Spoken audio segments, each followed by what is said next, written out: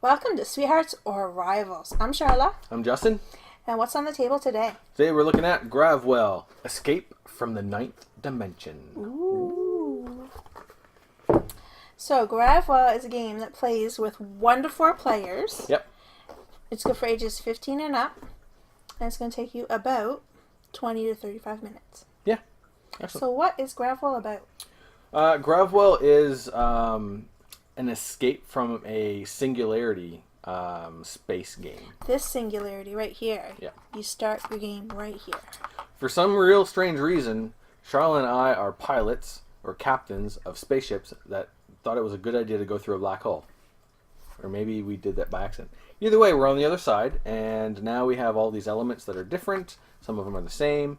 New rules of gravity, and we're going to be drafting cards that represent the different elements that we're gathering in the singularity. And then we're going to use them to fuel our ship to slingshot us either towards or away from other objects of gravity, such as this derelict ship or each other. How you win is you got to get all the way around the board and be the first one out of the warp gate. And you have 6 rounds to do it. Yep. If at the end of 6 rounds nobody has made it to the warp gate, whoever's closest is the winner. Although I like to think that, well, we didn't make it. The singularity collapsed. We're all losers, but It's not a co-op. Officially in the rules, whoever gets closest to the warp gate wins. Right. Yep. You use cards to get yourself from the singularity to the warp gate. Yes. Yep. It's a drafter. Very interesting mechanics. If you want to see how to play and our full playthrough, you can click on the links right here, somewhere, right around there. No, right there. Right there. Okay. Excellent. So we're going to show you a little bit of a quick setup. Come back and do our review. Right. Awesome.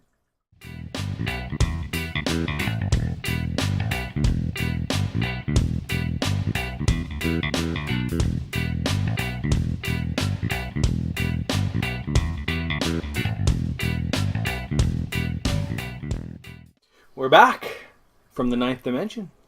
We made it. We did. Well, I made it. I made it. It was right on your tail.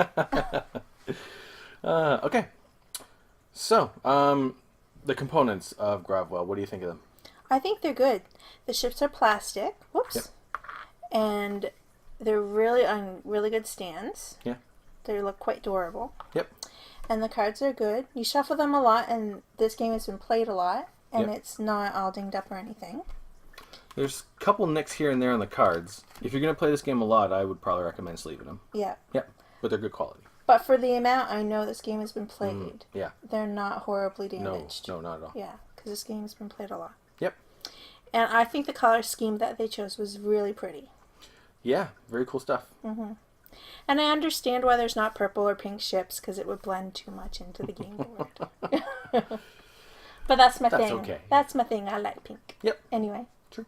So what do you think about the strategy of this game? This is a very interesting mix of randomness and tactics with, like, no strategy at all. Basically what you have is the randomness of what cards are going to be available for the draft, and whenever you draft a card and grab a group, you know what's on top, but you don't know what's on the bottom. So there's a lot of randomness in that and what cards you're going to get. Then it comes all down to tactics. You got to play the card that you think is going to be the best at that moment, and then hope that the other cards played don't mess it up, because there's a whole lot of deduction, which is interesting, involved in those tactics. Trying to figure out, what the other players might play. Yeah. Looking at the board, oh, they don't want to go first, do they? And Yeah. then all of a sudden, they did want to go first, and my card is way too wrong. Yeah. Yeah. So a whole lot of tactics. When it comes to strategy and that long-term planning, you can do a little bit of strategy in trying to get specific groups of cards, but again, you're only going to know what half of them are, so that doesn't work out too well. And if you're good at remembering, you can actually try to remember the face-up cards that the other players took. Yeah. But I never try to do that, because sometimes it's hard enough to keep track of the cards in my own hand. Yeah. And sometimes you can look at your cards and be like, okay, I could play that one and then that one, but that's going to change as soon as a card gets played. Yeah. And the more players you play, the more chaotic that gets, because you got to try to figure out what everyone's going to do, and you're never going to be 100% right. No, you never can be. No. So, very heavy on tactics, heavy on luck, not a whole lot of strategy, which makes it a very interesting game and kind of not our usual bag. No. It's true. Yeah. You're right. Yeah. Now, how complex is it? Well, you would think that it would be really complex when you're looking at all these different cards. The first time I saw the game, I was thinking, oh, that seems a little complicated. But once you get the cards in your hand, and then you realize, oh, wow, you start figuring out as you go along, it's not that complex at all. No. I think the only thing that has ever given any player I've seen trouble is the difference between bringing you closer to the nearest object, pushing you farther away from it, and bringing everything towards you. That is a little... It's not complicated. It's just kind of... It's such an interesting, it's a different way mechanic. To think of. Yeah. So once you get your mind around the mechanic of what the cards do, sometimes, especially when you're playing with a lot of players, you get into these little clumps where you're looking at who's closest to you, and the person in front of you and the person behind you are the same distance.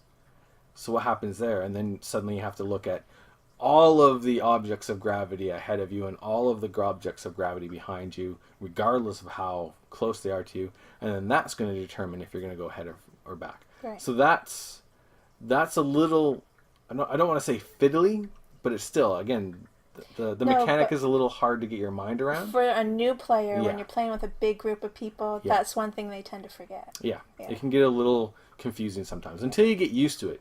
Once you've played once or twice, it's the complexity is gone, and then it's all just down to trying to predict the player's movements. Yeah, it's a game you can learn really quickly. Yeah, absolutely. Setup's a breeze, and it's really easy to teach too. So I mean, it's really great.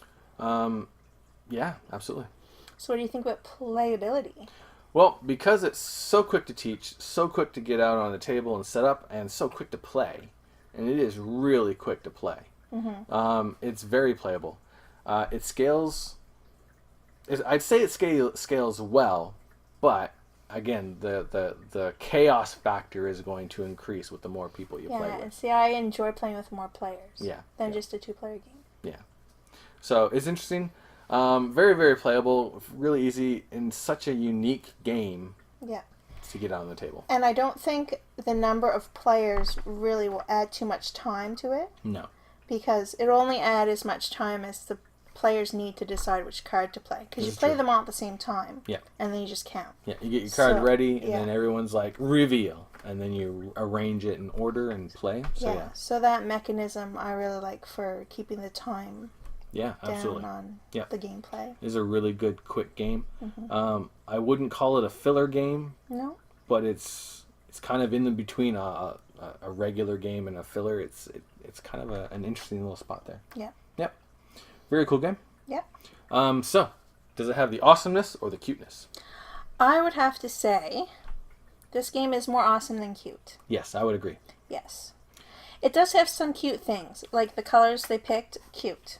Oh, okay. But I mean, it's not like you're going to have unicorns for ships, so ships are ships, right?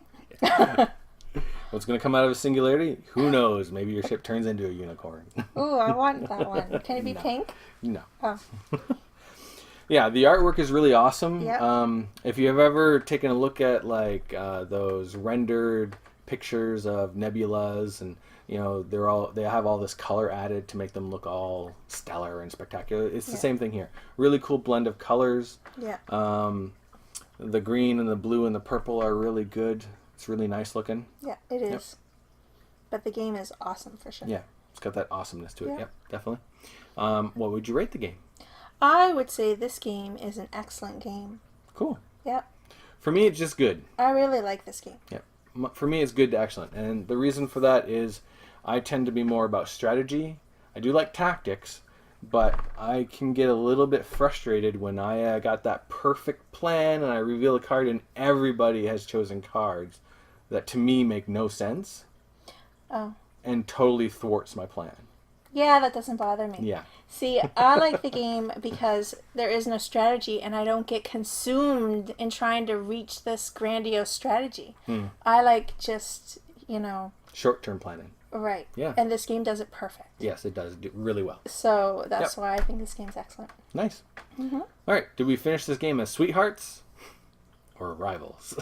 I would have to say that we finished the game as Rivals. Yep. Yeah. Oh, yeah. I really, like, the game we played, if you watch our playthrough, link right there. Yep. He was here. I was there. Yeah, that was a close game. And I thought I had it in the bag, but I played, like, a few cards wrong, so it just makes me, like, I could have had him. And I think that's why I like it with fewer players, because instead of trying to figure out what a whole bunch of people are doing, I just got to try to figure out what you're doing and what I want to do. And then do I want to do that, or do I want to see if maybe I can mess you up? And it really fuels that rivalry a little bit more. Yeah. Yeah. And see, I like to play with more players because you don't always have to figure out what they're doing. Sometimes you just might, end up in the middle of the pack, and that's okay for your strategy. True. Yep. Or your short-term tactics. We just would like to also say thank you to our friends Crystal and Colin for lending us Gravwell. Thanks. Thank you very much. We appreciate you letting us use it on our channel. They're nice. They're nice. Later. See ya.